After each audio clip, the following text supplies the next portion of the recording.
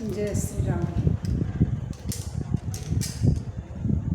अगर अहाँ कतौ जाइ छियै, जेनाकि किनको घर पर गेलहुँ, केओ इनवाइट गेलिए, खाना पीना खेलिए, राति में रहलिए एलिए, तो वो सोचे छथिन कि जे मतलब वो अपना तरफ से अहाँ के पूरा फैसिलिटी व्यवस्था हर चीज़ अहाँ के हर संभव वो कोशिश करै छथिन जे अहाँ के कोनो चीज़ के असुविधा नहीं हुए, दिक्कत नहीं हुए।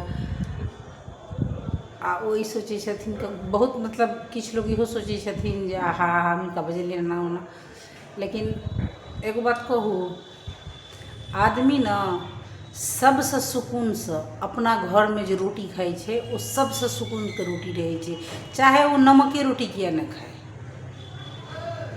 जे आनंद अहाँ के अपना घर के रोटी में छे वो आनंद अहाँ के केओ जे मतलब तरह तरह के व्यंजन बना के खुआत ओई में वो सुकून नहीं छे।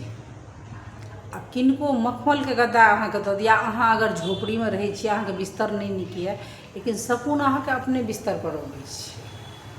ककरो महलो में जाके ना खुद के सुकून दोसर के नहीं भेटै छै।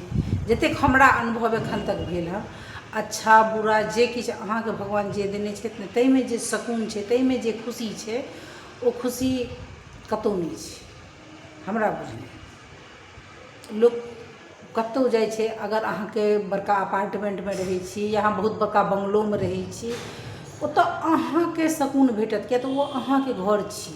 ओई जगह पर अगर अहाँ दोसर जगह जाइ छियै न, तऽ दोसर न दोसर ओतऽ दोसरे जकाँ रहै छै, ओतऽ अपनापन फील नहीं होइ छै।